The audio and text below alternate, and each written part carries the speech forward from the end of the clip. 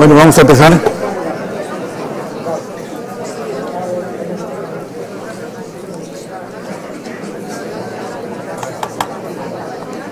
Me dice la secretaria del colegio que el próximo día pondrán más sillas. Lo digo porque se queda la gente fuera y es una pena. Bueno, antes de comenzar yo quisiera expresar mi agradecimiento a los veteranos, es decir, a aquellos de ustedes que ya llevan varios años asistiendo a estas conferencias. También naturalmente a los newcomers, es decir, a los recién llegados por primera vez. Y tengo que agradecer también a Técnicas Reunidas, que es nuestra anfitriona, por no solamente ceder el local, sino también por poner a disposición a nuestro técnico Oscar, que cuida de que la megafonía y que la proyección funcionen normalmente. También tengo que agradecer a Técnicas Reunidas que patrocine el Colegio Libre de Méritos. Y hablando del colegio, lo primero que tengo que agradecer al colegio naturalmente es haber conservado este ciclo de conferencias, porque la crisis que nos afecta a todos ha suprimido un montón de ellas y nosotros nos hemos salvado. Mejor dicho, ustedes han conseguido que nos salvemos. Y por tanto, el agradecimiento a ustedes también. Y hablando del colegio, mi agradecimiento va naturalmente también a la secretaria del colegio, a Capri Rivera y a Nuria, que se encargan de que todo funcione a la perfección. Y una vez terminados con los agradecimientos, podemos comenzar ya con el tema de hoy, que es el cerebro y visión.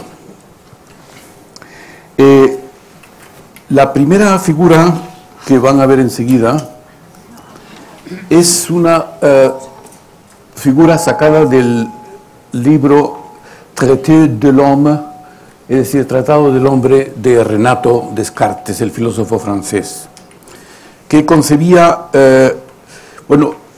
representa esta figura la idea que Descartes tenía de la visión, es decir, una imagen, por ejemplo, aquí una flecha, pues se refleja en la retina y de aquí pasa, según él, a la glándula pineal, que es donde se encontraba el alma, para poder entender lo que se estaba percibiendo visualmente. Esta idea ha permanecido vigente durante muchos siglos. Es más, todavía nosotros concebimos la visión como algo en donde las imágenes se reflejan, la palabra refleja, pasivamente en la retina, y nosotros la vemos a través del cerebro. Es decir, que consideran al ojo como si fuese una cámara fotográfica. Pues bien, esto es falso. Y es falso porque la percepción visual no es así, sino que, como todo tipo de percepción, es un proceso activo del cerebro. Como vamos a poder observar en la siguiente diapositiva, donde vemos una serie de puntos, todos iguales, y sin embargo nosotros inmediatamente los agrupamos por líneas, o por grupos de 4, o por columnas, etcétera, etcétera. Con otras palabras, el cerebro construye hipótesis de lo que ve y relaciona estos puntos como grupos de 4, como he dicho, columnas o líneas horizontales. Aparte de esto, el cerebro recibe una imagen bidimensional. La retina es bidimensional. Y sin embargo, nosotros vemos las imágenes tridimensionalmente. Luego, por tanto, el cerebro añade algo a lo que percibimos. Las imágenes son tridimensionales para el cerebro. Pero es que además, las imágenes se reflejan a través del cristalino, que es la lente del ojo, se reflejan en la retina invertidas, como todas las imágenes que se proyectan sobre una lente. Sin embargo, el cerebro le da la vuelta. Y nosotros no vemos la imagen invertida, sino derecha. Es más, si hacemos el siguiente experimento, colocamos una serie de prismas delante de los ojos, unas gafas con prismas delante de los ojos, el paciente comienza a ver las imágenes al revés, y nos ve todo el mundo al revés. Pero al cabo de un cierto tiempo el cerebro le da la vuelta. Es decir, ¿por qué le da la vuelta al cerebro? Pues porque a través del tacto el cerebro sabe muy bien que las figuras no están al revés, sino que están al derecho, e inmediatamente les da la vuelta. Así que el cerebro, en este caso, hace uso del tacto para invertir las imágenes cerebrales. Pero lo que me importa y me interesa transmitir es que el cerebro es un órgano que crea expectativas, no solamente en la visión, sino en cualquier otro tipo de percepción, crea expectativas y genera, pues eso, figuras que no están en el mundo exterior. Ya dijo en el siglo XVII, bueno, por ejemplo, tenemos esta imagen del físico, del fisiólogo, físico también y psicólogo alemán Hermann von Helmholtz, que planteaba que las percepciones eran inferencias inconscientes, decía él. Es decir, él ya sabía que habían inferencias de lo que la retina veía, que el cerebro realizaba estas inferencias de los datos sensoriales que recibía como hipótesis de lo que había ahí afuera, en el mundo exterior. También conocemos las figuras ambiguas, por ejemplo esta, ¿no?, que no sabemos si es un pato o es un conejo, depende de cómo lo veamos. Vemos una vez es un pato, otra vez vemos un conejo. Es decir, el cerebro ya está adelantando, está haciendo estas inferencias sensoriales y está creando una percepción de acuerdo con los intereses del cerebro, que son la supervivencia del individuo, como en otras ocasiones he dicho muchas veces. Es decir, que los mismos patrones de estimulación pueden conducir a percepciones distintas.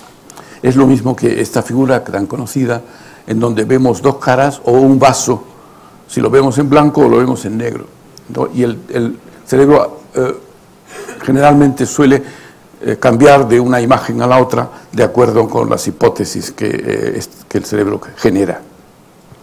Es decir, que el cerebro, repito, no recibe pasivamente la información, sino que interpreta de acuerdo con pautas ya establecidas o diversas expectativas que él tiene. Pautas establecidas y expectativas que muy probablemente son en parte genéticas y en parte adquiridas. En una de las conferencias hablaremos de las predisposiciones genéticas y entonces hablaremos sobre este asunto también. La información que se recibe por el ojo luego es comparada con lo que el cerebro ya posee. Es decir, que la compara de manera inconsciente, no tenemos ningún control sobre esa comparación, con los contenidos que tenemos en la memoria, y esos contenidos influyen, lógicamente, sobre las expectativas que el cerebro genera, también de manera inconsciente, respecto a lo que se percibe. Esto es muy importante porque ha cambiado completamente la imagen que teníamos de que el sistema de la visión es un sistema pasivo en donde no hacíamos más que reflejar las imágenes que estaban en el exterior. Es decir, el sistema visual procesa la información sensorial sobre la forma, el color, la distancia, movimiento, etcétera, de los objetos, de acuerdo con unas reglas de computación, podríamos decir, que son inherentes al sistema. Y, como he dicho, estas expectativas que el cerebro genera son en parte heredadas y en parte adquiridas por la experiencia. Otro tema que me importa transmitir es el siguiente. Para que se desarrolle normalmente la visión, el movimiento es fundamental. Y esto significa que la visión está al servicio del movimiento, porque el movimiento es el que genera en realidad el cerebro. Hay unos animales marinos que se llaman ascidias, que son unos tubos de colores que están implantados en las rocas. Estos animales, cuando en la época larvaria, son como los renacuajos, es decir, que tienen una notocorda, tienen un cerebro y tienen una especie de médula espinal, se mueven como los renacuajos de las ranas. Pero cuando se mueven durante todo el tiempo, cuando se implantan en la roca, absorben su propio cerebro. Y esto se ha interpretado de manera que sin movimiento el cerebro no sirve para nada. Y estos animales se han comparado con los profesores que tienen una plaza a perpetuidad, que una vez que ya están implantados, pues reabsorben su propio cerebro. Pues bien, para demostrar el hecho de la importancia del movimiento en la visión, hay un experimento que se realizó en los años 63 que me parece fundamental, que es este. Lo hicieron dos investigadores, Helton Hein, en el año 63, y el experimento constaba en lo siguiente. Dos cachorros de gatos, gatitos pequeñitos, recién nacidos, o más o menos con poco tiempo, los colocó en una especie de aparato en donde uno caminaba y el otro estaba en una caja, no se movía, y estaba movido por el otro, de manera que cuando este animal se movía, pues el otro también se movía alrededor de esta circunferencia, alrededor de esta caja. Y colocó en el campo visual de estos gatitos un campo visual que se componía de barras negras y blancas, ¿no? En el centro igualmente. Pues bien, el gatito que se movía, el gatito que era activo, desarrolló una corteza visual normal, el otro no. Es decir, el movimiento es fundamental para el desarrollo del sistema visual, de la corteza visual. Este es un tema muy importante, porque uno se pregunta, ¿y por qué es tan importante el movimiento para el desarrollo visual? Pues porque la visión está al servicio del movimiento. De la misma manera que el movimiento está al servicio de nuestros cerebros. No hay cerebro sin movimiento. Somos animales que necesitamos movernos para desarrollar nuestro cerebro. Pues bien, la visión es el órgano sentido más desarrollado en el ser humano. Y la mayoría del conocimiento que nosotros extraemos del mundo exterior nos llega a través de la visión. Y esto se ve muy bien en el espacio que ocupa la corteza visual en el cerebro, que algunos dicen que es un tercio de la corteza, de toda la corteza cerebral, pero desde luego más del 30% de la corteza cerebral, sin duda, está ocupada con temas visuales.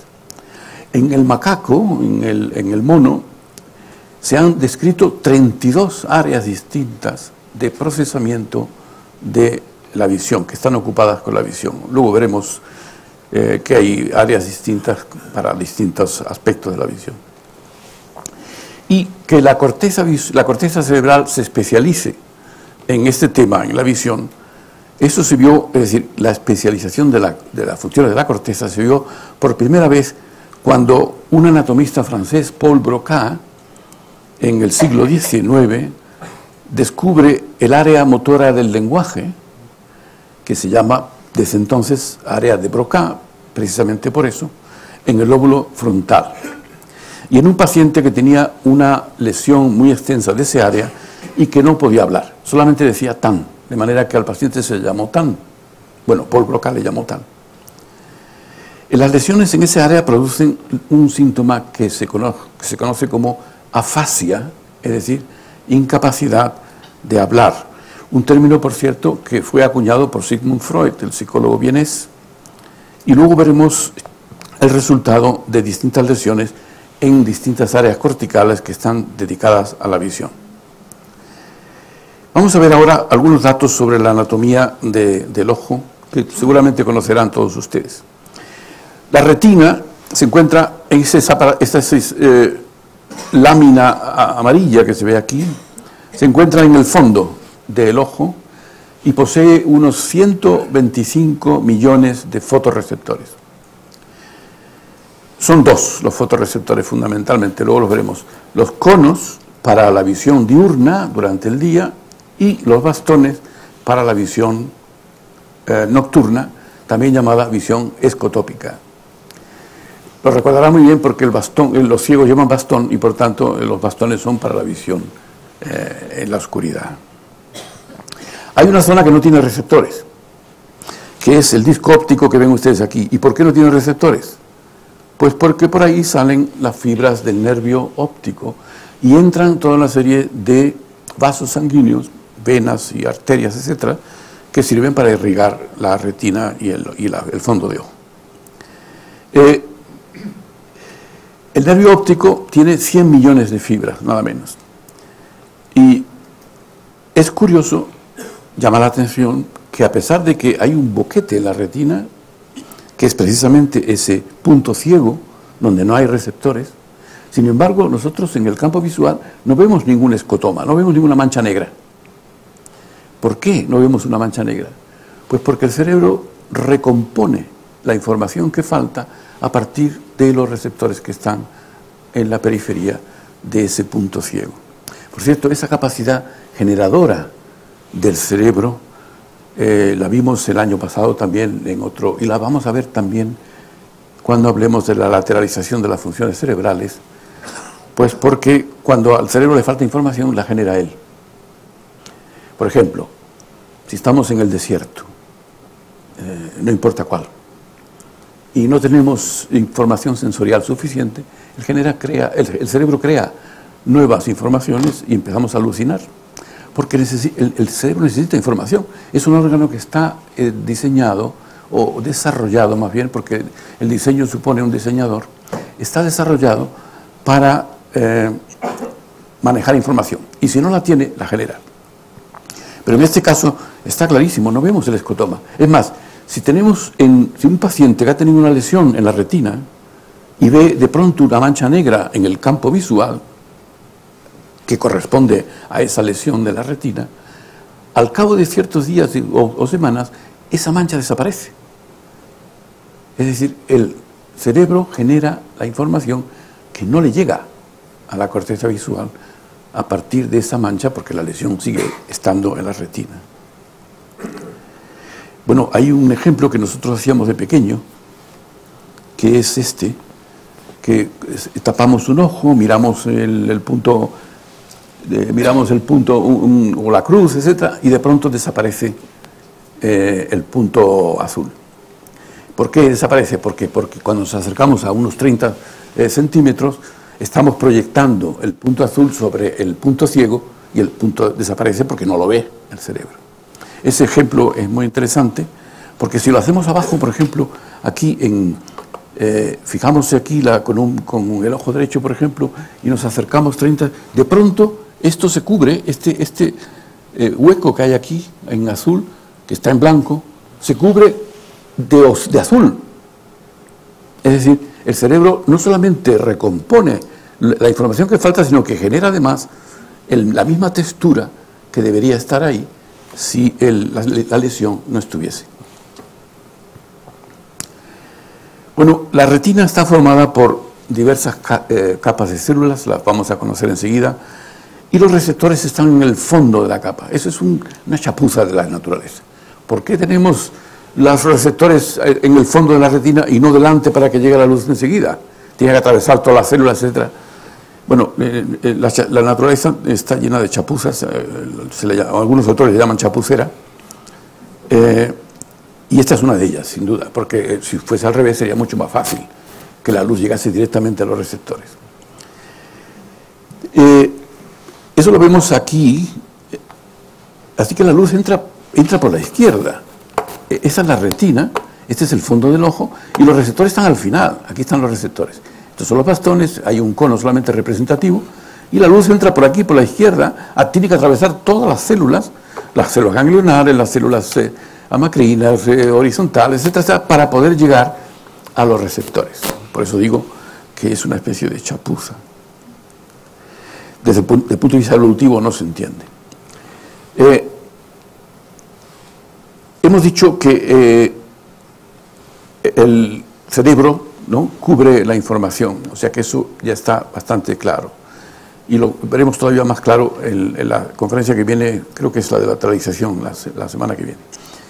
Luego, el cerebro está controlado por 6 pares de músculos. Esto me parece interesante por lo siguiente. Los movimientos oculares son enormemente importantes. Esto lo sabemos, ¿no? Y hay cosas también muy llamativas en este sistema. Por ejemplo, si ustedes se aprietan el globo ocular, verán cómo se desplaza el campo visual, ¿no? Lo pueden hacer y ven cómo el campo visual se desplaza a un lado y al otro. Lógicamente, pues porque estamos moviendo la retina con respecto al campo visual, y entonces se desplaza el campo visual a medida que desplazamos la retina. Sin embargo, cuando movemos los ojos activamente, no se desplaza el campo visual. Luego tenemos un sistema inhibitorio que hace que ese movimiento, cuando el movimiento es activo, no se desplace el campo visual. ¿Y por qué se hace eso? Pues porque sería terrible. Imagínense que cada vez que movemos los ojos se mueve el campo visual. Terminaríamos no solamente mareados, sino prácticamente ya en el suelo hecho polvo y destrozados de ver cómo el campo visual está constantemente moviéndose. Pues bien, el ojo está controlado por 6 pares de músculos y dentro del ojo hay también otros 2 músculos que son muy importantes. El iris, que es un músculo anular, que al contraerse cierra la pupila, es como un diafragma, si lo comparan con una cámara fotográfica. Luego diremos que la comparación con la cámara fotográfica es absurda, porque hemos dicho al principio que la percepción es activa, luego la comparación que se ha hecho del ojo con una cámara fotográfica es totalmente equivocada. Pues bien, este músculo anular es el que cierra la pupila, de manera que cuando la luz es muy intensa o cuando miramos algo que está cerca, la pupila se contrae, ¿no? Y vemos cómo la pupila se contrae.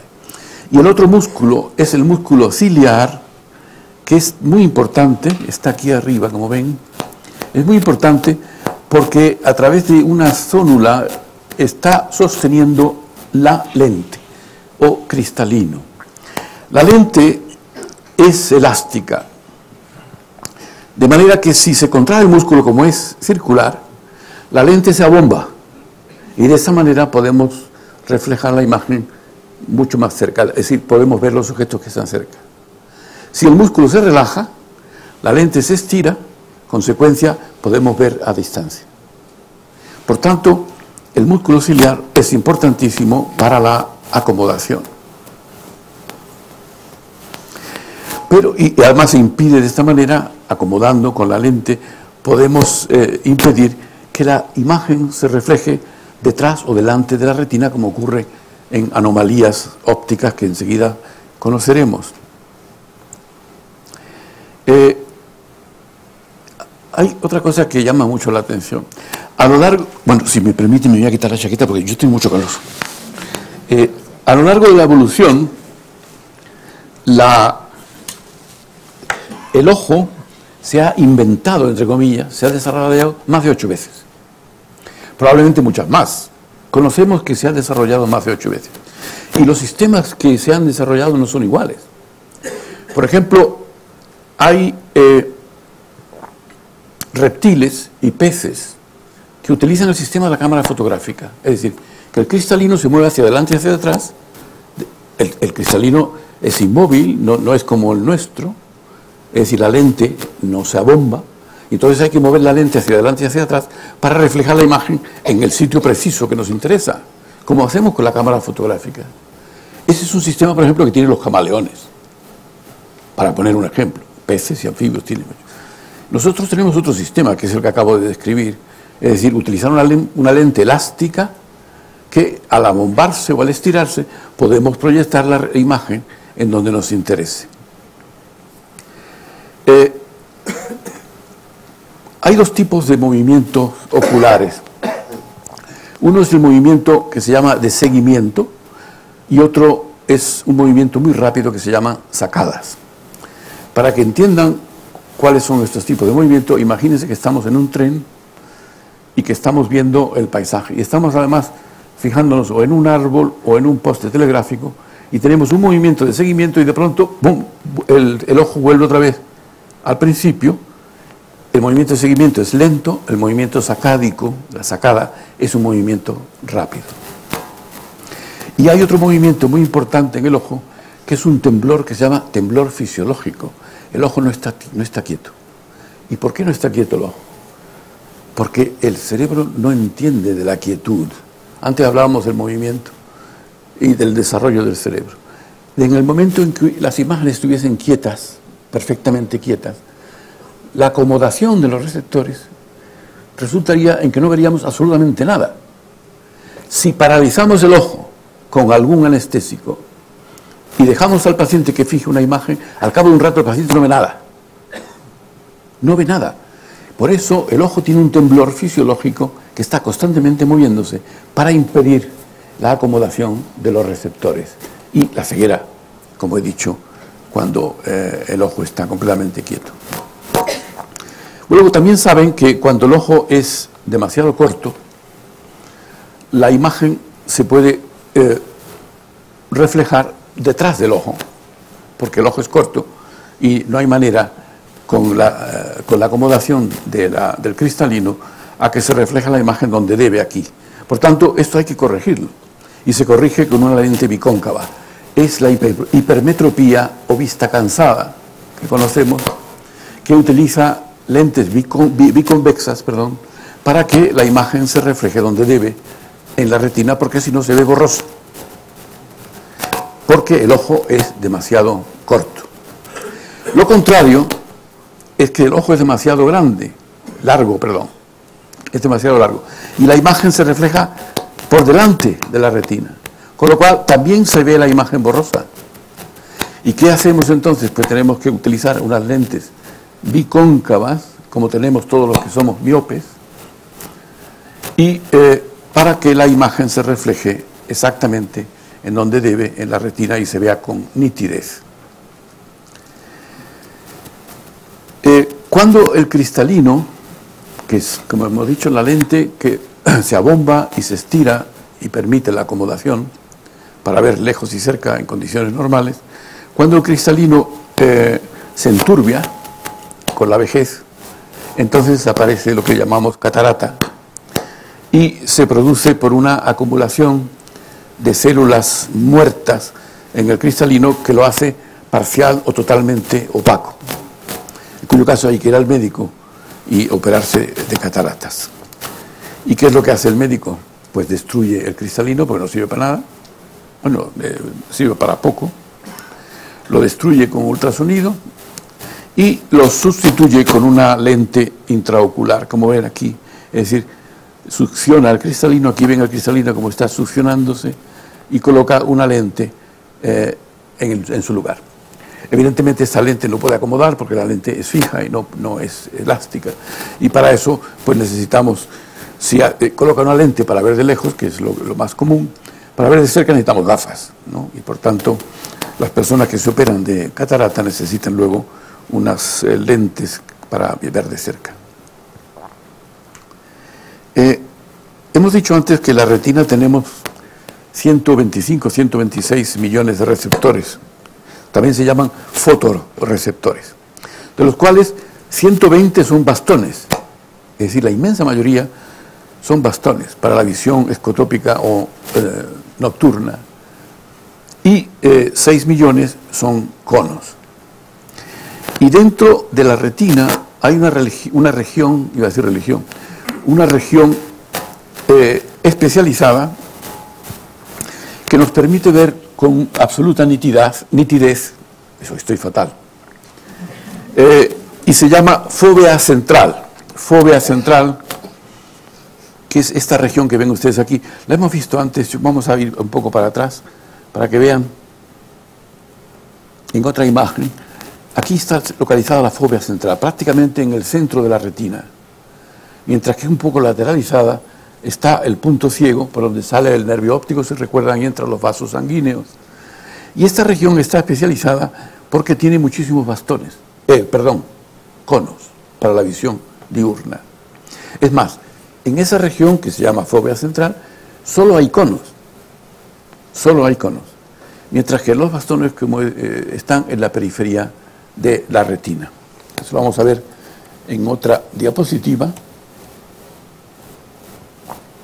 que es esta. Así que ven que esta es la fóvea central, aquí solo hay conos, 6 millones tienen que imaginarse, y los bastones están en la periferia de la retina. La luz entra, como he dicho, atravesando todas las células, por la chapuza que mencioné anteriormente, atraviesa las células ganglionares, que son las que dan origen al nervio óptico, etc. Y a través de esta fóvea central, que es donde nosotros movemos los ojos para fijar la imagen en la fóvea, para verla con nitidez. El resto de la periferia, a pesar de que pensamos que lo vemos con nitidez, es otra fantasma, otra creación cerebral, que no es cierta. Nosotros cuando miramos el entorno tenemos la impresión subjetiva de que todo es nítido, y es mentira. Lo único nítido es lo que proyectamos en la fóvea central, cuando movemos el ojo y miramos a una persona determinada. El resto está en la penumbra de no de la oscuridad, pero sí de la visión borrosa.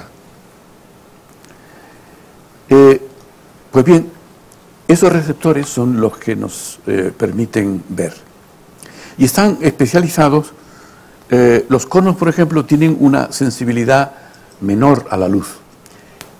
Es curioso, ¿no? Los bastones para la visión nocturna tienen una mayor sensibilidad a la luz, porque en la oscuridad es necesario que tengamos una mayor sensibilidad a la luz, ya que la luz no suele ser muy intensa.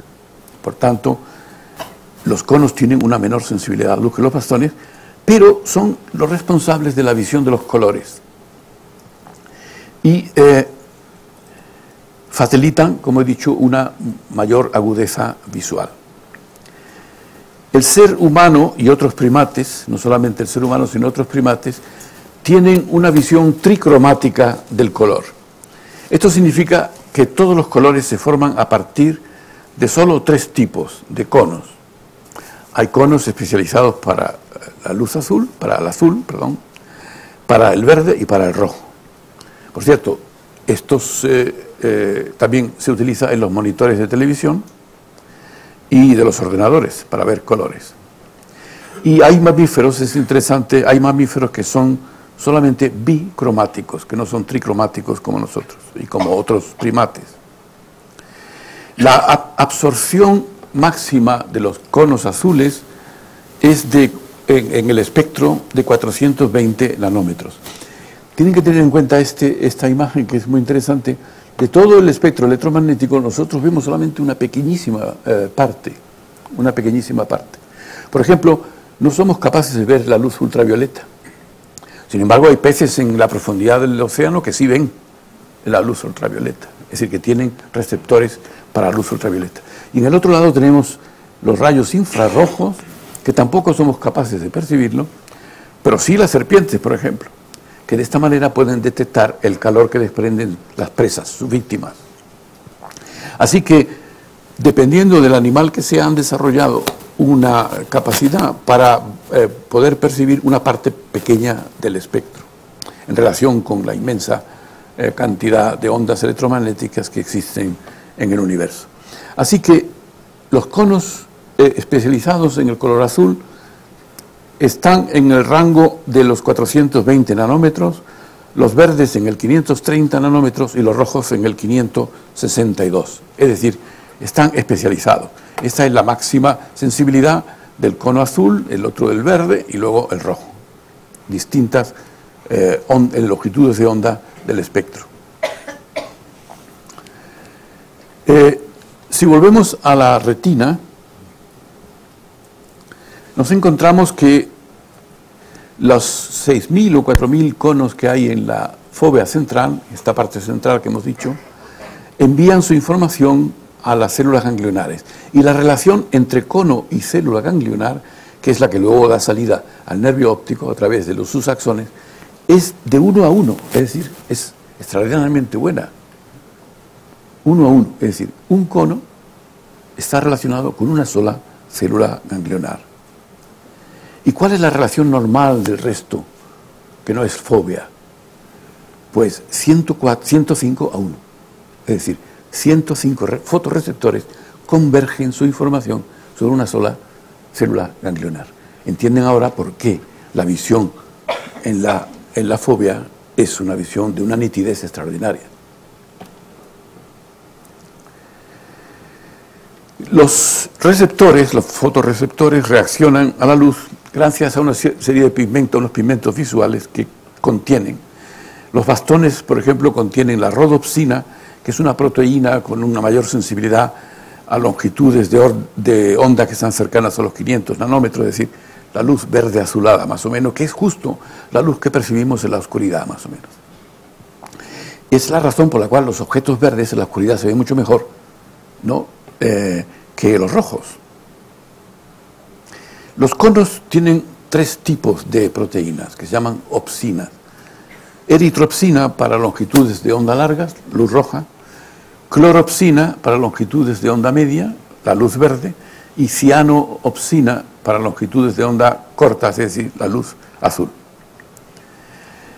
Hay que tener siempre en cuenta, y esto es muy importante, que los colores, es decir, la sensación subjetiva de esto es rojo, esto es verde, esto es azul, no está en el mundo exterior, como creemos. Cuando miramos y vemos un jersey rojo, pensamos que el color rojo está ahí fuera, y no es cierto. Esto es difícil de entender. Es, como dicen los anglosajones, contraintuitivo, porque la intuición nos dice que lo que estamos viendo, los colores, están ahí fuera, en el mundo exterior. Y eso no es cierto. Los colores no existen en la naturaleza. Son atribuciones que el cerebro hace a determinadas informaciones que le llegan de estos receptores. ¿Y por qué decimos eso? Pues porque cuando estimulamos estos receptores, y estos receptores a su vez estimulan las células ganglionares, ¿qué es lo que sale de los axones de las células ganglionares hacia el cerebro? Potenciales de acción, que son todos iguales, la misma amplitud, la frecuencia cambia, pero la misma amplitud no puede cambiar, por razones que no voy a explicar aquí. Y son exactamente iguales los que salen de las células ganglionares de la retina a los que proceden del órgano de Corti en el oído, o los que proceden de los receptores táctiles en la piel, o del frío y el calor, etcétera, etcétera. Todos los potenciales de acción que provienen de todos los órganos sensoriales son iguales. Luego, por tanto, donde se atribuye la cualidad secundaria, como llamaba Descartes, a los órganos de los sentidos, esto es rojo, esto es verde, aquello es frío, que es calor, esto es alto, está bajo, etc., son atribuciones del cerebro. Y la prueba es que si lesionamos aquella parte de la corteza visual, digamos la corteza visual primaria, el sujeto pierde los colores. Mejor dicho, no la primaria, sino aquella parte de la corteza que está encargada de la visión cromática. Pierde la visión de los colores, ni siquiera sueña en color. Nosotros solemos soñar en colores. Este paciente deja de ver colores y deja de soñar también en colores. Es decir, que cuando lesionamos aquella parte de la corteza que recibe la información cromática, el paciente se vuelve acromatóxico, incapaz de ver colores, acromatóxico. Pues bien, esto que nos llama mucho la atención, de que los colores no estén fuera, sino que estén dentro del cerebro, y que resulta tan contraintuitivo, pues eso ya se sabía anteriormente. El filósofo francés que mencioné al principio, Renato Descartes, decía que las cualidades sensoriales dependen del cerebro, no dependen de los objetos del mundo exterior. Y hay un filósofo napolitano, por tanto italiano, Giambattista Vico, del siglo XVIII, que decía que si los órganos de los sentidos son activos, entonces creamos los colores al ver, los gustos al gustar, los sonidos al oír y el frío y el calor al tocar. Esto lo dice en su libro La inmensa sabiduría de los italianos, que no sé si es inmensa, pero así se llama su libro. Y es decir, que ya lo sabían, ya lo saben, ya era conocido. Y sin embargo nosotros seguimos pensando que cuando vemos los colores, pues están ahí afuera. Yo recuerdo una anécdota de un filósofo empirista inglés, George Berkeley, que era un obispo, escocés creo que era, que sus discípulos discutían: si un árbol cae en el bosque porque lo han cerrado y no hay nadie presente, ¿produce ruido? Bueno, por lo que sabemos hoy, no hay ruido. Porque si no hay personas que lo perciban, no hay ruido.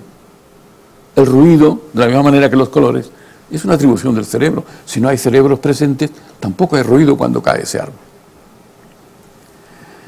Así que, de vuelta otra vez al mismo tema, la corteza es fundamental para la visión, sobre todo para la visión consciente. Hay una visión inconsciente, como tantas otras cosas, es decir, la inmensa mayoría, como saben, es inconsciente del procesamiento cerebral, de las funciones cerebrales. Y esta visión inconsciente se pone de manifiesto en un fenómeno que se ha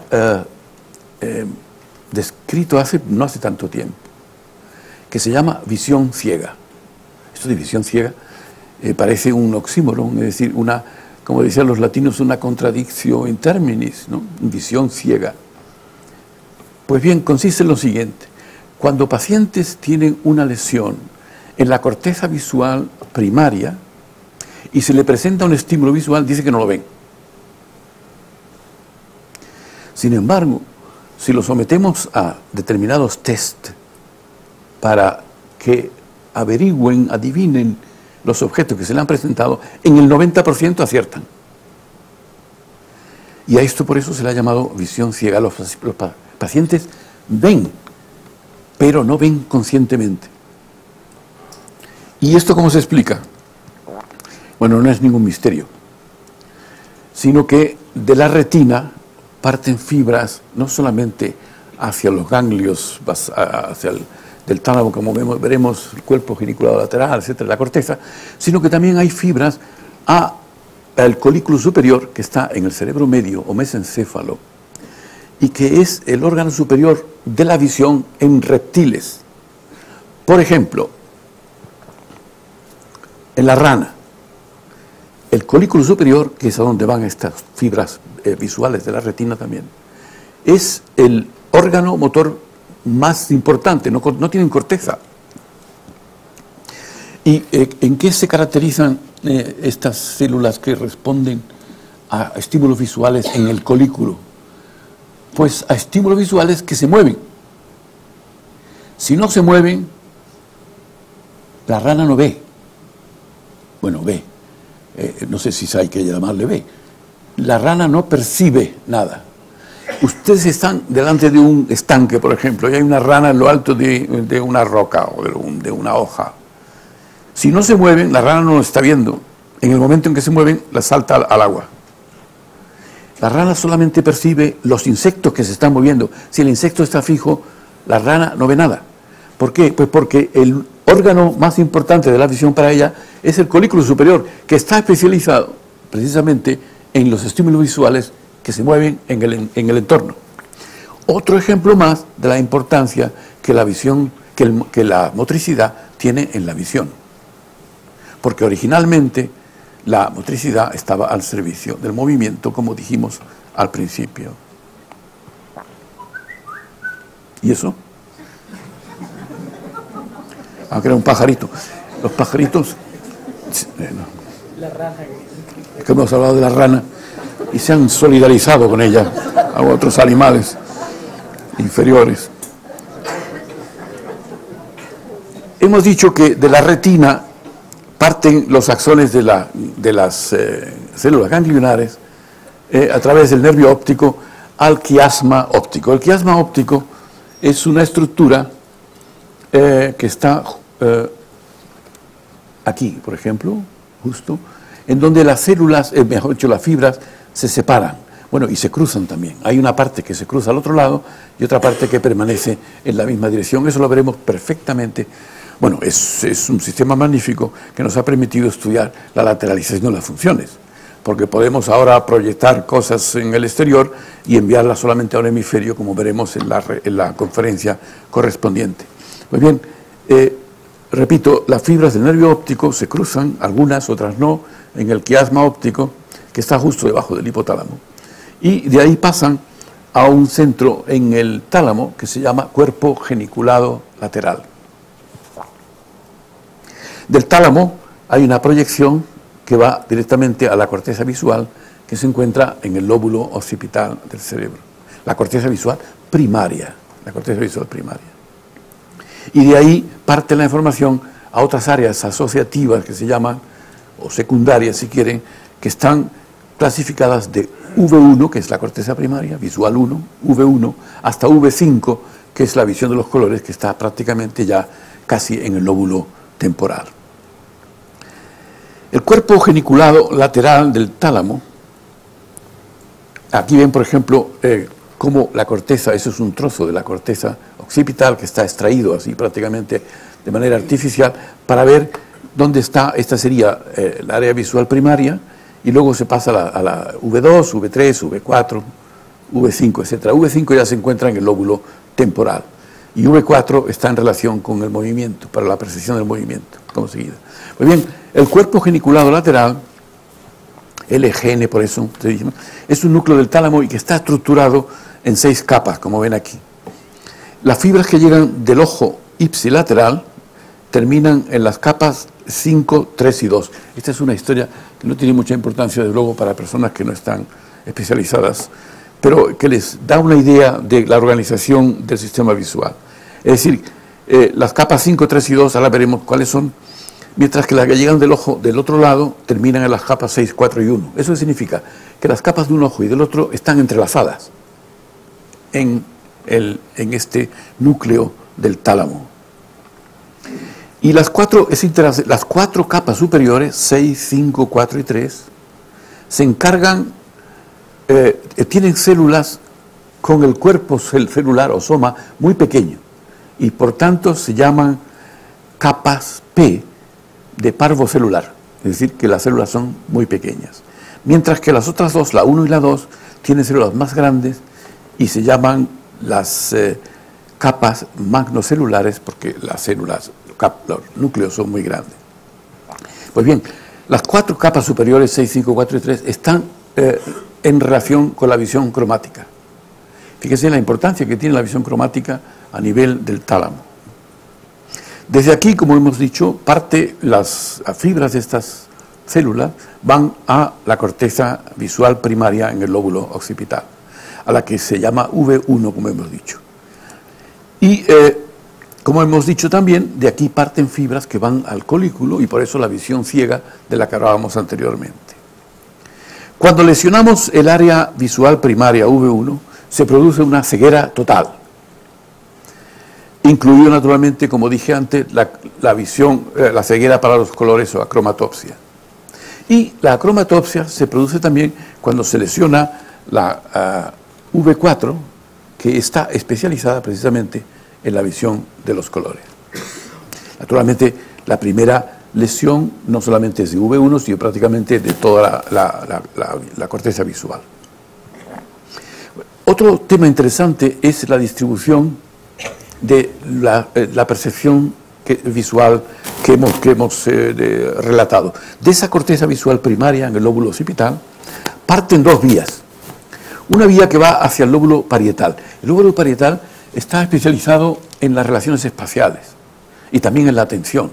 Por tanto, a esta vía, que es parte de células magnocelulares, de células con grandes somas, con grandes cuerpos, se le llama la vía del dónde, porque nos permite percibir los objetos en el espacio, la situación, la localización de los objetos en el espacio. Mientras que la otra vía que va al lóbulo temporal se llama la vía del qué. ¿Por qué? Pues porque nos permite el análisis pormenorizado de los objetos para poderlos distinguir unos de otros, todas las cualidades de los objetos y distinguirlos unos de otros. Aquí en la corteza, en la parte inferior del lóbulo temporal, se encuentra una zona que si la lesionamos impedimos que el sujeto vea las caras o reconozca las caras conocidas. El síntoma se llama prosopagnosia, porque prosopos en griego es cara, prosopagnosia, la incapacidad de reconocer caras familiares, ni las caras de la familia ni de los conocidos, ni tampoco la propia en el espejo, cuando se lesiona una región de esta parte de la corteza visual que proyecta hacia el lóbulo temporal. En el año 1981, 3 investigadores recibieron el Premio Nobel de Fisiología y Medicina, que son estos 3. El de la izquierda se llama David Hubel y ha muerto el 22 de septiembre de este año, con 87 años. Yo lo conocí personalmente, también conozco a Thorsten Wiesel, que es este, porque los traje a un curso una vez, hace ya 3 años, un curso de verano del Escorial. Y luego este tercero es Roger Sperry, que lo vamos a conocer muy bien en la conferencia sobre la lateralización de funciones, porque se le dio el premio Nobel a este Roger Sperry, el tercero, precisamente por sus estudios, sus análisis de cómo las funciones del cerebro están lateralizadas en un hemisferio y en el otro. Y estos 2 primeros, Hubel y Wiesel, de origen alemán, significa comadreja en alemán, lo siento, son muy conocidos por haber estudiado con mucho detalle la corteza visual y han desarrollado un sistema magnífico de cómo la corteza analiza las imágenes visuales que le llegan desde la retina.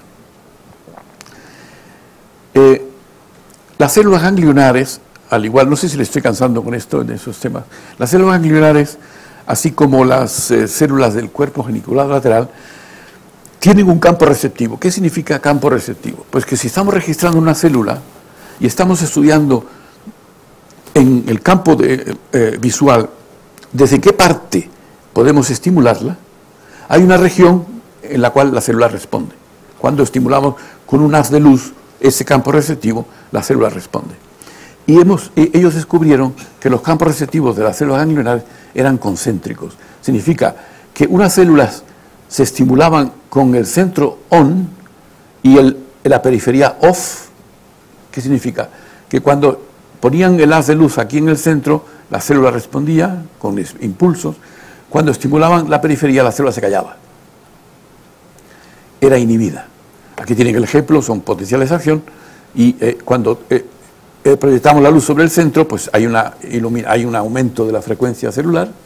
Cuando proyectamos la luz en la periferia, hay una inhibición. O sea, esta célula se le llama on-off, porque tiene el centro on y la periferia off. Pero hay células que es lo contrario, que son off-on. Es decir, que si estimula el centro se inhiben y si estimula la periferia aumenta la frecuencia. Bueno, pues estos son los campos visuales que tienen las células ganglionares y las células del cuerpo geniculado lateral. Y luego esto se complica enormemente. Hubel y Wiesel, que trabajaron con gatos, se dieron cuenta que había en la corteza visual distintos tipos de células. Había células simples, células complejas y células hipercomplejas.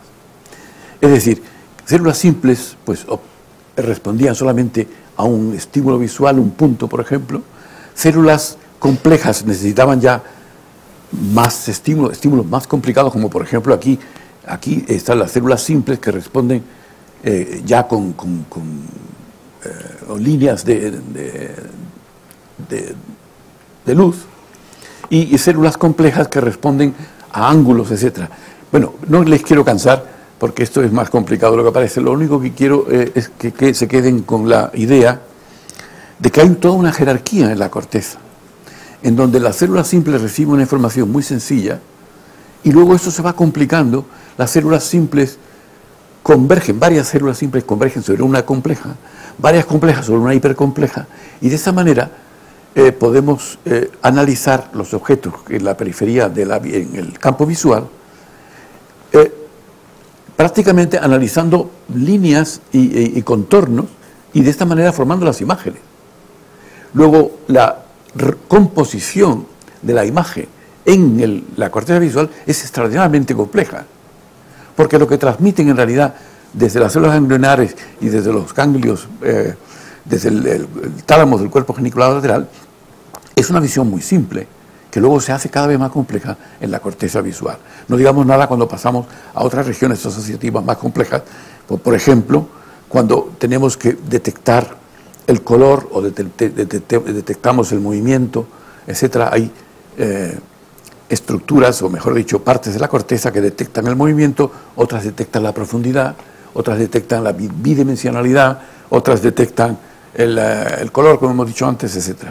Como ven, aquí tenemos, pero no hace falta detenerse mucho, las células de la retina proyectan al cuerpo geniculado lateral. Aquí tienen las estructuras 6, 4, 5, 3, etc., y 2 y 1, y esto va proyectando a unas columnas especiales que son cientos y miles de células en la corteza que se encargan del color. Se le llaman blobs, no sé por qué, pero están especializadas en la visión cromática. Así que, en resumen, los fotorreceptores, conos y bastones, traducen la energía electromagnética del espectro en potenciales eléctricos, que es el único lenguaje que el cerebro entiende. Por tanto, lo que hay allá afuera no es lo que vemos. Lo que hay allá afuera son ondas electromagnéticas que inciden sobre receptores especializados en distintas longitudes de onda, y estos fotorreceptores producen potenciales eléctricos, son todos iguales, que luego van elaborándose en las distintas zonas de relevo hasta llegar a la corteza, en donde se produce la visión cromática y todo lo que estamos diciendo desde el principio. Es decir, cualquier tipo de energía, sea luminosa, mecánica, química, etcétera, tiene que ser traducida al lenguaje de los potenciales eléctricos, porque si no el cerebro no lo entiende. No entiende más que potenciales eléctricos todos iguales. A este fenómeno se le llama transducción. Y el cambio de intensidad, es muy interesante, no afecta al tamaño de los potenciales, sino a la frecuencia. Aumentamos la intensidad y aumenta la frecuencia de descarga. Luego, solamente a través de la frecuencia podemos diferenciar en el cerebro las distintas informaciones que nos llegan. Otra cosa importante, como he dicho antes, la luminosidad absoluta al cerebro no le interesa. La intensidad al cerebro no le interesa, la intensidad absoluta. El cerebro funciona con contrastes y la visión está basada en contrastes. Esto es muy claro, sobre todo si consideramos lo que dije antes, de que los receptores se acomodan, de manera que una intensidad luminosa permanente termina sin ser vista. Y la intensidad luminosa, el cerebro no la codifica, solamente contrastes. Esto me parece muy interesante porque el cerebro también, a lo largo de las vías sensoriales, tenemos algo que le llamamos inhibición lateral, que lo que sirve es para resaltar algunos impulsos y a inhibir los otros. Es decir, siempre funcionando con el contraste. Yo asumo que esta idea del contraste, o este hecho de la existencia del contraste en el sistema nervioso, es responsable también de que tengamos una visión dualista del mundo, pero eso nos llevaría muy lejos. Finalmente, yo quisiera insistir también en dos temas que me parecen importantes. El primero es que la percepción visual se ve afectada por otras percepciones. Por ejemplo, la audición puede afectar la visión, etcétera. No voy a poner todos los ejemplos. Yo recuerdo cuando éramos estudiantes, nosotros estudiábamos en la calle San Bernardo al principio, luego nos trasladamos a la Complutense, pero en la calle San Bernardo estudiamos, y había un cine cerca que se llamaba el Cine X, que no tenía nada que ver con pornografía, lo juro. Se llamaba X, pero no era, es que eso de X ha sido posterior, que conste. Entonces, algunos estudiantes, entre ellos yo algunas veces, nos escapábamos de la clase y nos íbamos a ver el cine, por la mañana. Y estoy hablando de la época franquista, porque nosotros somos ya más viejos que Caracuca, ¿no? Entonces, todas las películas estaban censuradas por la Iglesia. Entonces, cuando aparecía, los protagonistas iban a dar un beso, se cortaba. Y se armaba un escándalo, de todos los estudiantes gritaban, ¡fuera! Un escándalo terrible. Y en ese escándalo yo recuerdo que se oían voces que decían, ¡callarse que no se ve! Y yo luego he pensado, pues tenía muchísima razón. Porque si uno atiende a los ruidos, pues ya no ve. Es más, hay experimentos en donde yo registro, por ejemplo, del nervio acústico en un gato, y hay un potencial, por ejemplo, cada vez que hago clic, clic, pues sale un potencial en el nervio, y lo estoy registrando con un electrodo. Y de pronto le presento al gato un ratón. Inmediatamente el potencial que registro con el clic disminuye considerablemente. Es un potencial naturalmente múltiple, no es un potencial aislado, sino que es el conjunto, un sumatorio de muchos potenciales, porque es todo el nervio que estamos registrando. Pues bien, esa respuesta al clic disminuye considerablemente. Es decir, que hay muchísimas fibras que ya no responden. ¿Por qué? Porque está atendiendo el gato al ratón, que le interesa mucho más que el clic dichoso ese que le está poniendo el experimentador. Luego, está claro que hay una influencia terrible de un órgano de los sentidos al otro. Y esto lo sabe muy bien porque el dicho popular, o sea, hay un dicho popular que lo expresa clarísimamente cuando dice, no hay peor ciego que el que no quiere ver. Es decir, este dicho está expresando lo que yo dije al principio, que la visión es la visión es una percepción activa, es activa y puede ser estorbada y molestada por otras percepciones. Si nos preguntamos, en último lugar, ¿para qué está diseñado el sistema visual? Pues la respuesta a mí me parece obvia. Solemos decir que para permitir que veamos el mundo tal y como es. Desde luego no es cierto. Porque muchas veces no vemos el mundo tal y como es, en muchas ocasiones. Por ejemplo, fíjense estas figuras. Ah, pues no me las he traído. No están, lo siento. Bueno, hay figuras que son ilusiones ópticas donde se ve clarísimamente que no vemos el mundo tal y como es. Una que quería traer es una mesa que se ve en horizontal y se ve en oblicuo. Y cuando se ve en oblicuo parece muchísimo más larga y mucho más estrecha que cuando se ve horizontal. Si consultan en internet ilusiones ópticas la van a ver enseguida porque es una muy conocida. Bueno, ¿qué significa eso? Significa que cuando estamos moviéndonos, el ángulo de visión es importante para los parámetros que estamos percibiendo, que no son los parámetros objetivos. No estamos viendo la mesa como es, porque es exactamente igual vista oblicua que vista horizontal. Y si nos parece completamente absurdo, hay que coger una regla y medirla para ver que realmente estamos equivocados, si pensamos que la que vemos de manera oblicua es mucho más estrecha que la otra. O, por ejemplo, el triángulo de Canizza, ese triángulo que vemos con 3 comecocos, lo había traído, pero por lo visto por el camino se ha esfumado, 3 comecocos, que vemos de pronto un triángulo blanco, todos lo conocen, ¿no? Esas percepciones visuales, un triángulo blanco que no existe, no hay más que 3 comecocos, es decir, 3 círculos que tienen un ángulo comido y que se colocan de manera determinada y de pronto aparece un triángulo blanco que está generado por el cerebro. Luego, la visión no está para ver el mundo tal y como es. Esa es la primera consecuencia importante. Si el sistema visual estuviese diseñado para ver el mundo como es, pues no veríamos estas cosas, es decir, no veríamos ese triángulo, como he dicho anteriormente, ni las diferencias en la mesa. Es decir, que resumiendo, el sistema visual no representa el mundo como es y que la meta de nuestra percepción es la acción. Volviendo al principio, la visión se ha desarrollado en relación con el movimiento, tal y como vimos al principio y como he intentado varias veces hacerles ver. Y ahora sí, muchas gracias por su atención, que para eso la he traído.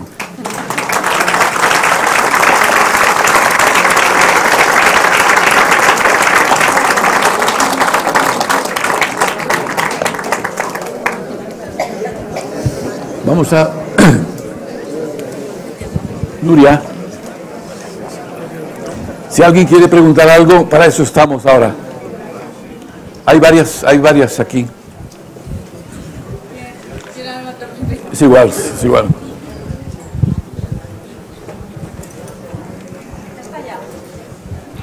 Hola, buenas tardes. Yo le quería preguntar... No se oye.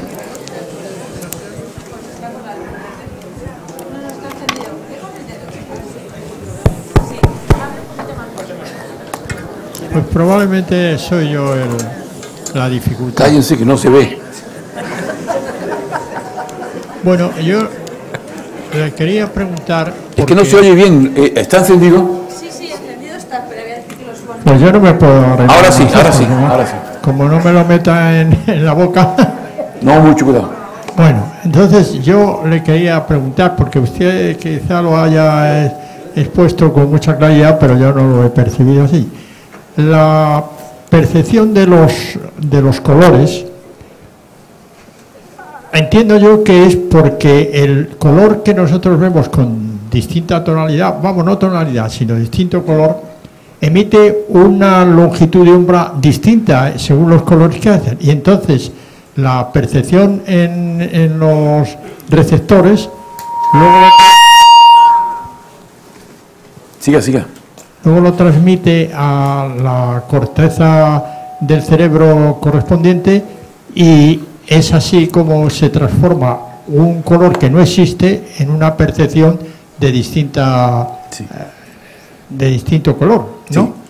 ¿Es así o no? Es así, sí. La radiación electromagnética de determinada longitud de onda incide sobre receptores que están especializados en esa radiación, de los cuales hay 3, azul, verde y rojo, como he dicho, ¿no?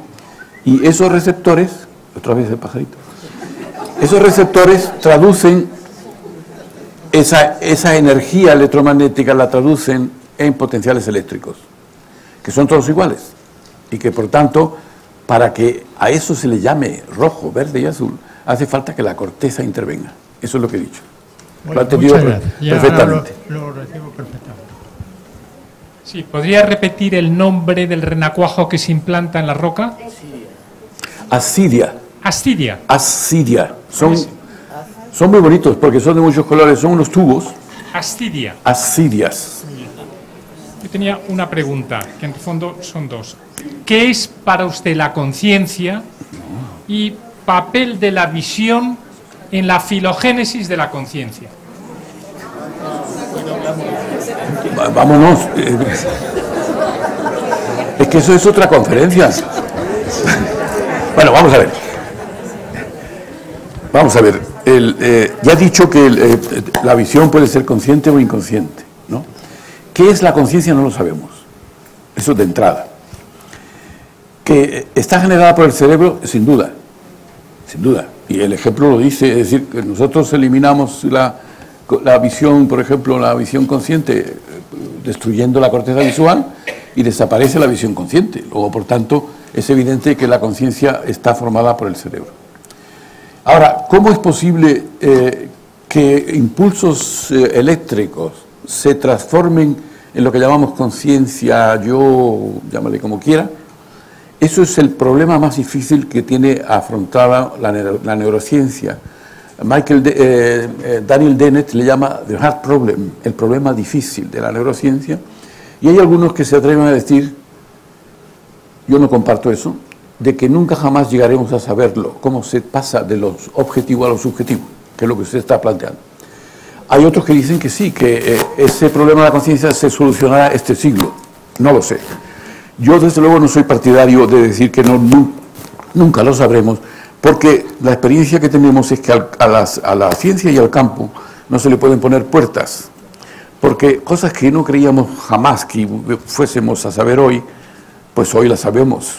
Luego, por tanto, no creo que sea un problema insoluble.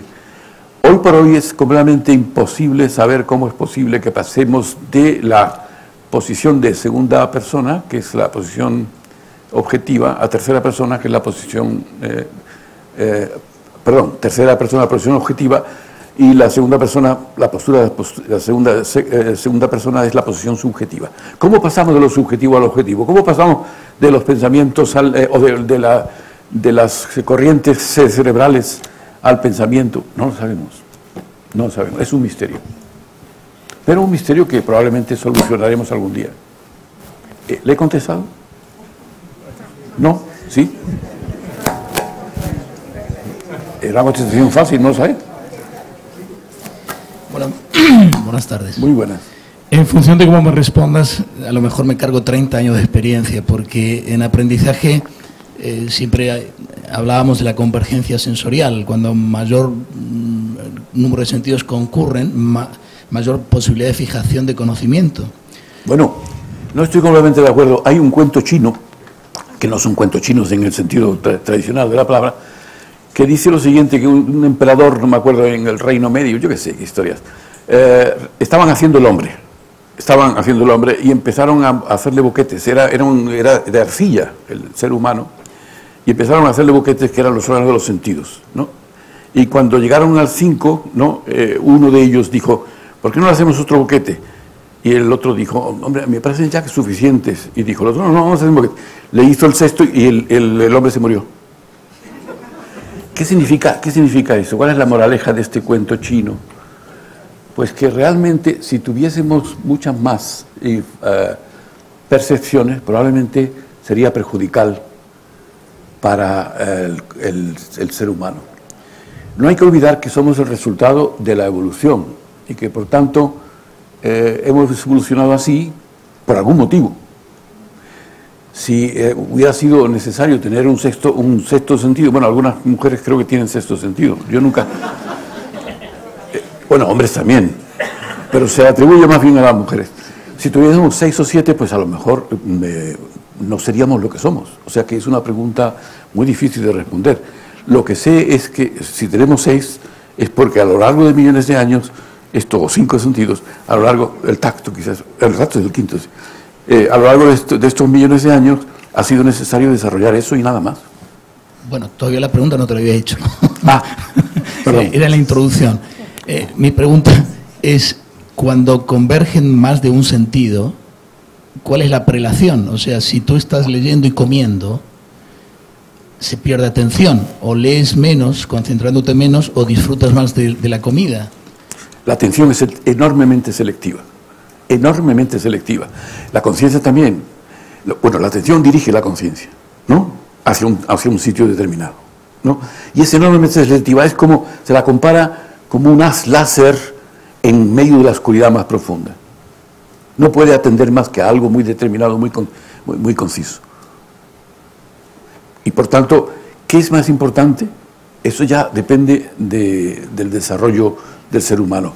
Yo he dicho que la visión para nosotros es muy importante y probablemente lo será en el futuro si nos desarrollamos más, porque estamos constantemente delante del ordenador, bueno, algunos, otros no, porque no entienden cómo manejarlo, pero delante del ordenador viendo la televisión y viendo al cine, etc., la visualidad juega un papel cada vez más importante en el ser humano. Luego, si nosotros evolucionamos, y es lógico pensarlo a la vista de el tiempo que llevamos de evolución, probablemente evolucionaremos hacia una mayor visión todavía de la que tenemos hoy. Así que si me preguntas cuál es qué sentido más importante, yo diría que la visión.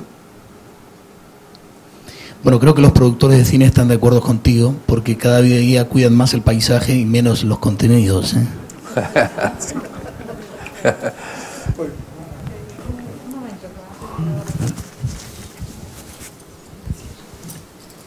Bueno, un poquito más cercano. Ahora. No, yo le iba a hacer una pregunta que creo que no lo hemos hecho todo el mundo, partiendo de la base de lo que es la visión, ¿no?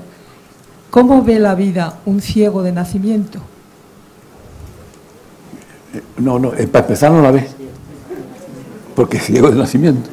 De nacimiento, sí. No la ve.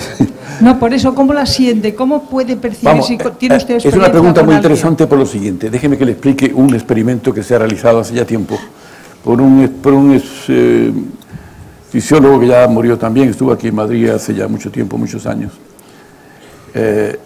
Bajerrita se llamaba, de origen brasileño, pero que trabajaba en Estados Unidos. Y le dieron mucho dinero, la NASA le dio mucho dinero, porque desarrolló unos sensores para los sensores de los guantes de los astronautas. Bueno, este señor hizo el siguiente experimento. Colocó unas gafas a los ciegos, unas gafas en donde tenía aquí en las partes laterales 2 cámaras de televisión.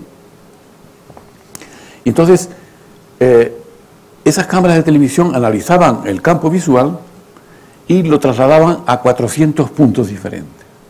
Estos 400 puntos lo colocaban en un aparato en donde, mientras mayor intensidad de luz, mayor salía una especie de perno o algo así del aparato y estimulaba la piel. Y este se colocaba el aparato en la barriga o en la espalda, ¿no? Y decía que podía ver. ¿Por qué? Lo que veía era, en realidad, traducía los estímulos visuales, es decir, los estímulos visuales no, la cámara, los puntos de la cámara, 400 puntos, lo traducía en intensidades táctiles. Y era muy curioso, porque cuando se lo ponía en la espalda veía menos, y cuando se lo ponía en la barriga veía más. ¿Por qué? Porque el número de receptores que tiene la barriga es muy superior, de receptores táctiles. ¿Y dónde se analizaba esto? En la corteza visual. El análisis era exactamente igual como si viese. Lo cual indica que hay en la corteza hay una facultad, mejor dicho, la organización de la corteza es muy similar en distintos lugares, de manera que una corteza puede sustituir a la otra. Hay una sensory substitution, como le llamo, una sustitución sensorial de un órgano por el otro. Y yo me imagino que los ciegos que utilizan el braille para leer, ¿no?, estos estímulos táctiles también se analizan probablemente en el mismo sitio. Gracias. ¿Quién era? Sí, es que tenía que hacerte tantas preguntas que no sé si más vale que no te haga ninguna. Bueno, los ciegos ven internamente, ¿eh? El ciego tiene una visión interna y si a un ciego se le pregunta si realmente tiene una experiencia visual, pues te dice que sí, él tiene su propia visión. Ocurre igual que con la memoria. Hay una memoria implícita que está ahí, que no es consciente y que luego aparece en los sueños. Es decir, que el cerebro interno, concretamente en este caso de la memoria, el aparato, el estriado, es asiento de una memoria implícita que aparece en los sueños. Pero depende de qué ciego estemos hablando. Por ejemplo, un ciego que tiene una lesión en la corteza visual ve, porque hay una visión inconsciente, como he dicho antes. Sí, claro, ¿no? sí, sí. Ahora, si tiene destruida la retina y tiene destruida el nervio óptico, entonces ese ciego realmente no ve. Y depende también de cuándo tiene la lesión. Porque claro, si es una lesión posterior y ha podido ver en los primeros años de su vida, pues tiene recuerdos, ¿no? Ahora, lo que el ciego ve, yo no lo sé, ni tampoco te lo puede transmitir. Yo no sé lo que ve el ciego. Tú dices que el ciego ve, sí. Pero ¿qué es lo que ve? Pero la estimulación de receptores parietales y sobre todo temporales en esas tres fibras, esos tres haces que nacen de la V1 a V2 y luego V3, V4 y V5, y sobre todo cuando pasa a la área prefrontal y premotora, ahí se crea realmente una visión interna que puede aparecer en los sueños y que el ciego incluso desde nacimiento tiene su propia percepción auditiva, visual. Es decir, el ciego, por muy de nacimiento que sea, y sobre todo el ciego que ha perdido su visión, el ciego tiene una visión interna. Lo que pasa es que es una visión interna parecida a la de los sueños. En cuanto a visión, el sueño no es más que una visión interna. Bueno, el sueño vemos. El sueño es una visión interna basada en experiencias visuales. Si tú no has tenido experiencias visuales, tú no puedes saber lo que ve el ciego. No, me refiero cuando estamos, bueno, tú sabes que en el REM, pues en el REM hay una visión ¿Juan interna. Carlos se refiere? ¿Cómo? ¿Juan Carlos? En el REM. ¿Él? En el REM. Ah, el REM. Ah. Sí, los sueños, los movimientos rápidos oculares. Claro. Sí, ¿qué pasa con el REM? No, nada, que hay una visión interna. ¿Cómo? Que hay una visión interna, hay un sueño. O no, si el especialista eres tú. Yo no sé, y no creo que sepa nadie, lo que el ciego ve. Además, él no lo puede comunicar. Ese es el problema de la conciencia, que es intransferible. Es intransferible. Yo no sé lo que el ciego ve y yo creo que nadie lo sabe tampoco, porque el ciego no puede transmitir lo que él siente y lo que está viendo. Ahora bien, si el ciego ha visto en algún momento de su vida, pues sí, es posible que refiera a cosas visuales que él tiene, pero si es de nacimiento, no lo sé. No lo sé. Lo dudaría mucho que viese como nosotros, o que viésemos como nosotros vemos en el sueño. Lo dudaría, pero muchísimo. Es más, no lo creo, que ya es el extremo. Vale. ¿Alguna otra pregunta? Ahí atrás.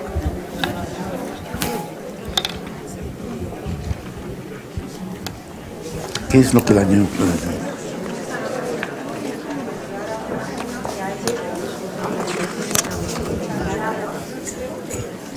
Bueno, muchas gracias por la conferencia y solo quería incidir un momento.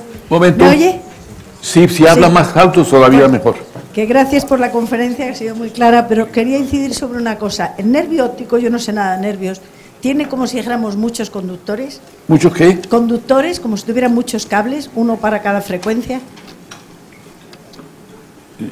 Es que para transformar las ondas electromagnéticas en distintos colores, lo que quiero saber es si luego van por distintos conductos, cada una con su frecuencia. Dice usted que todos los voltajes o que todas las tensiones son las mismas, pero la respuesta a las distintas frecuencias puede ser diferente. Puede ser diferente, claro que sí, dependiendo de la intensidad del estímulo. Lo que modifica la frecuencia de los potenciales de acción es la intensidad del estímulo. La intensidad. Que vaya por distintas vías, sin duda va por distintas vías. He dicho antes. A lo mejor el rojo, o claro, lo que supondríamos que es el la respuesta del rojo, el fotorreceptor verde o el fotón azul, o el fotorreceptor azul, como tienen distintas frecuencias, pueden ir por distintos canales. Yo no he dicho que los fotorreceptores tengan diferente frecuencia. Lo único que he dicho es que son distintos y que contactan con células ganglionares distintas y, por tanto, tienen fibras distintas que van hacia los órganos centrales. O sea, van por distintas causas. Pero la frecuencia no es lo que yo he dicho. No es la frecuencia. La frecuencia depende de la intensidad, no depende del color. Bueno, no. La frecuencia electromagnética, desde luego, el color depende de la frecuencia electromagnética. Eso. El color depende de la frecuencia electromagnética, pero ustedes están preguntando por las fibras del nervio óptico. Lo que quiero saber es cómo llegan. ¿Cómo llegan para arriba? Distinto. ¿Cómo llegan? ¿Porque están cableadas así? Quizás no me estoy explicando muy bien. Pero, repito, su pregunta concreta es si la frecuencia es distinta en los distintos receptores. No. Depende de la intensidad. No depende de la radiación. ¿No depende de la radiación? No. De la radiación depende con qué receptores contacta. Eso sí. ¿Y la respuesta del receptor? Sí. Esa solo de la intensidad. Claro. La frecuencia depende de la intensidad, por supuesto. En todo el sistema nervioso, no solamente los receptores. Vale, gracias. Está claro. Sí. Sí, muy brevemente. Quisiera que explicara un poquito lo de las alucinaciones o lo que llamaríamos percepciones sin objeto, y en concreto la alucinación visual. Porque parecería que se podría construir un mundo que nosotros daríamos por objetivo cuando todo podía ser percepción o alucinación. Aquello que decía que decía Berkeley, que me parece que lo ha citado usted, dice, el ser es el percibir. Bueno, si puede, comente un poco esto. Bueno, eso yo no estoy de acuerdo.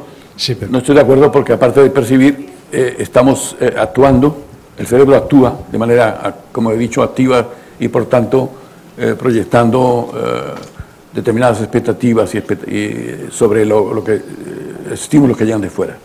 Con respecto a las alucinaciones, yo había dicho que cuando el cerebro no tiene la percepción visual, en el caso de las alucinaciones visuales, o acústica, me da igual, cuando le falta información, el cerebro la genera.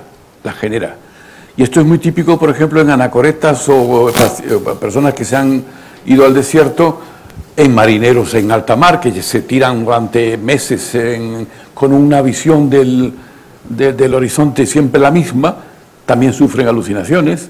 En fin, sufrimos alucinaciones cuando no en condiciones normales, claro, porque luego están los pacientes que tienen alucinaciones, que eso es otro tema. Pero en condiciones normales nosotros sufrimos alucinaciones cuando no tenemos la información suficiente para el cerebro. Ahora, que el mundo real, tal y como nosotros lo concebimos, no sea tan real como pensamos, eso sin duda lo he dicho, ¿no? En realidad es una creación, el cerebro crea en gran parte el mundo exterior, porque lo que hay allá afuera son radiaciones electromagnéticas, el resto lo hace el cerebro. Luego es como la película Matrix, en donde está generándose un mundo virtual. El mundo es en realidad virtual. Es el cerebro el que está creando, en su inmensa mayoría, todo lo que vemos, oímos, sentimos, tocamos, etc. Está generado por el cerebro, no está ahí fuera. Es una equivocación gravísima.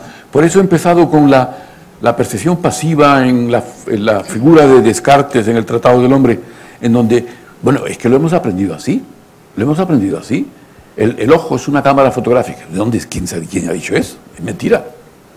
Una cámara fotográfica que pasivamente recibe.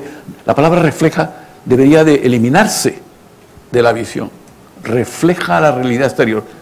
No es cierto. La realidad exterior no es eso. Es inmensa, en su gran mayoría es una proyección hacia afuera. Luego el mundo en realidad es virtual en su inmensa mayoría.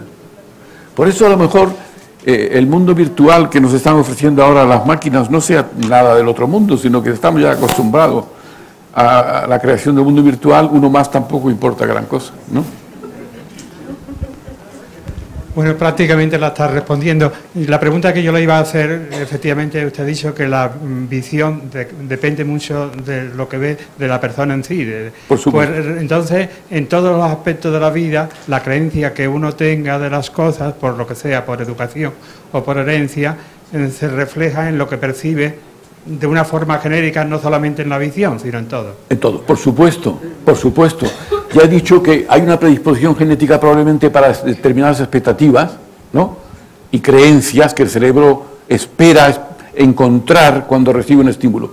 Pero hay otras que dependen de la cultura y del ambiente, que son inseparables. Si es que las predisposiciones genéticas no pueden expresarse, los genes no se pueden expresar si no hay un ambiente apropiado. Luego la diferenciación entre gen y medio ambiente es una tontería, una discusión inútil, porque no son separables. No, ¿qué es más? ¿Qué tanto por ciento tenemos de herencia? ¿Qué tanto por ciento? Una estupidez. Una estupidez. Cada vez que lo oigo me pongo nervioso, negro, para hablar de colores. ¿Por qué? Porque es mentira, ¿no? Eso es una tontería. La cultura nos enseña a tener determinadas expectativas con respecto al... Y esa experiencia que nos da el aprendizaje y la cultura en la que estamos inmersos es importantísimo para lo que vemos. Por tanto, dependiendo de la cultura vemos unas cosas y otras. La comparación de un ser humano con otro en distintas culturas probablemente es completamente falsa, porque ni siquiera la percepción es la misma. De acuerdo con lo que usted dice y lo que yo estaba explicando.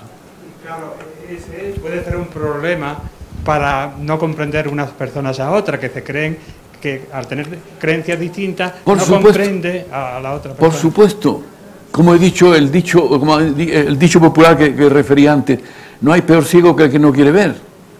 Hay personas que no ven porque no pueden ver, porque sus expectativas no le permiten ver lo que el otro ve.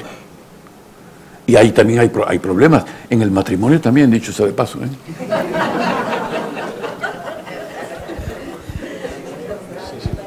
A ver si entendemos. Sorrulla. Sí. ¿Se me oye? Sí, sí. No, yo quiero ir al campo filosófico porque me sugiere lo siguiente. Hablado de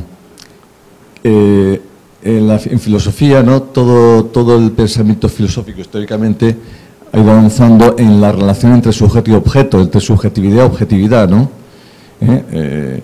Eso es así. Pero con estos conocimientos últimos que se están adquiriendo, realmente objetividad o objeto y sujeto conviven en el cerebro, ¿no? Con lo cual hay que tirar por la borda todo este desarrollo histórico que la filosofía ha ido aportando, ¿me explico o no? Sí. Bueno, yo soy de la opinión de que la objetividad es un cuento.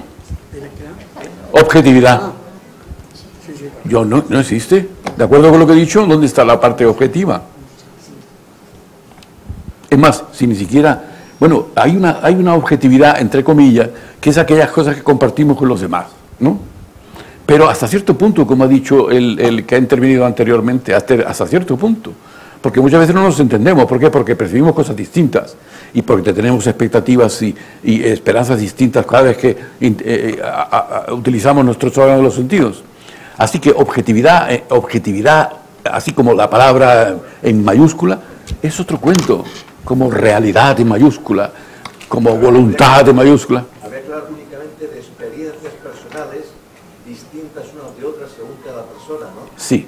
Nada más que eso. Bueno, hay algunas que son comparables y en eso nos basamos. Por ejemplo, la ciencia se basa en una objetividad, entre comillas, poniendo una serie de circunstancias y de normas. Si hacemos esto, siempre pasa esto, y si lo repetimos con los mismos métodos, obtenemos siempre lo mismo, pues entonces resulta que esto produce esto.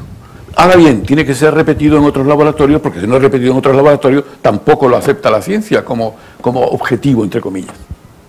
Así que la objetividad, siempre entre comillas, siempre. Yo me refiero, como usted también toca el tema filosófico muchas veces, ¿no? Sus libros, sí, sus exposiciones, sí.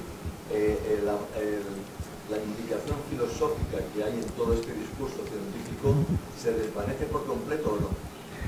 Hombre, por completo no, porque si no estarían los filósofos enfrentados con nosotros. No, me refiero que toda la teoría filosófica, hay muchas cosas, claro, hay muchas cosas que se están desvaneciendo. Por eso yo siempre he dicho que estamos asistiendo a una revolución neurocientífica que va a afectar a la visión, a la imagen que tenemos del mundo y de nosotros mismos, porque con toda seguridad es equivocada. Con toda seguridad es equivocada. Siempre lo he dicho, es equivocada. ¿Por qué es equivocada? Porque tenemos una hubris, como decían los griegos, un orgullo del ser humano, de que es superior a todos los demás, los animales, no sé cuánto. Es más, decimos, el hombre y los animales como si el hombre no fuese un animal, por ejemplo, ¿no? Los primates, no sé, y somos un primate igualmente, ¿no? Bueno. Es decir, ese orgullo ha hecho que nosotros creamos una serie de cosas que no corresponden con la realidad. Para empezar, la ilusión del yo, por ejemplo, que hablaremos el día no sé cuánto, sin ir más lejos, el miércoles 6 de noviembre, o cuando hablamos del cerebro de la libertad el 15 de noviembre, pues llegaremos a esa conclusión. Eso de la libertad en letras grandes, la verdad en letras grandes, entonces eso es un cuento chino. No tan inteligente como el que he referido antes, auténticamente chino, pero un cuento chino al fin de cuentas. Más alto, por favor. Sí, yo quiero darle, antes de nada, las gracias porque sus conferencias son extraordinarias. Gracias, de todo corazón. Además es usted encantador, simpaticísimo. Joder. No. Bueno, yo soy ciega desde hace 6 años y la visión interior, si las personas ciegas están en mi estado, es solamente de los recuerdos que conservo de cuando yo veía. Entonces, la experiencia y... Escucha, Ángel, atiende lo que dice. Es una persona ciega que sola... ¿A que tiene recuerdos, sabes? De sí, lo que... solamente de recuerdos y conservo pues la visión. Por ejemplo, yo calculo que este sitio, me hago una idea de él que debe corresponder con la realidad, pero no la veo. Y otra cosa que quería preguntarle es, ¿qué papel juega la visión en los sueños? Yo soy ciega, pero sueño muchísimo y sueño en color. ¿Y por qué no vas a soñar en color? Y veo además perfectamente todas las escenas. Entonces, yo no veo con los ojos, pero cuando estoy durmiendo sí que... Déjeme que le pregunte, ¿por qué es ciega? He tenido problemas que no se sabe a qué se deben. ¿Pero en dónde? ¿Cómo? ¿En dónde? ¿En qué parte del cuerpo? Soy ciega. Ya lo sé, pero puede ser por lesión cortical, por lesión de la retina. Los ojos. Ah, los ojos, claro. Entonces, Bueno, tiene no la se corteza, sabe. tiene recuerdos, tiene la corteza intacta. ¿Por qué no va a ver en colores? No lo sé. Yo digo soñar en colores, perdón. O sea, yo no veo. No, pero sueño todo en colores. oscuro, pero cuando me duermo y sueño, Y en colores. los sueños son como si estuviera viendo y estuviera viviendo una realidad. Eso es. Y lo veo en colores. Pero sí, tiene recuerdos. Tiene recuerdos. Porque ¿a qué hora? ¿A qué hora? ¿A qué edad se quedó ciega? A los 54, 55. Pues ha estado casi media vida viviendo. Sí, claro. Claro. No, pero a lo que a mí me extrañaba es el estado en que estoy cuando duermo. Pero ¿por qué? Si tiene la corteza y tiene recuerdos y tiene memoria de lo que ha vivido, ¿por qué le extraña soñar visualmente y soñar en colores? No hay problema ninguno. O sea que es normal. Totalmente normal. La tranquilizo. No, creí que era... Perfectamente normal. No, lo tiene... Es la corteza, lo genera la corteza, lo he dicho antes. Lo genera la corteza. Y usted la corteza la tiene intacta. No hay problema. Una última aquí y terminamos, sí.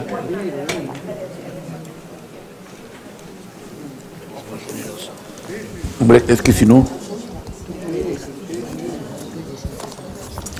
Por algo he conservado el Colegio de Médicos esta conferencia. Yo creo que es una respuesta rápida. A ver, ¿me oye? Sí. Sí. La disminución de fibras en el nervio óptico, o sea, cuando el nervio óptico va siendo menos grueso, o sea, se ve más disminución, ¿conlleva necesariamente una pérdida de visión? Pues que lógico. Lógico. Depende también de qué fibras hayan muerto, claro. Ya. ¿Y cómo se puede saber? ¿Habría que hacer algún tipo de prueba neurológica o solamente las pruebas? Imposible saberlo. Imposible. Ni se puede hacer nada para que eso mejore. Desgraciadamente, la regeneración de fibras en la visión, en nervios periféricos, todavía con algunos factores de crecimiento, pero a nivel central no hay nada que hacer, por ahora.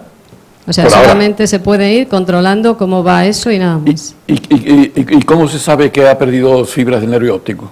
Pues con las pruebas que hace el oculista. O sea, no sé el nombre exactamente.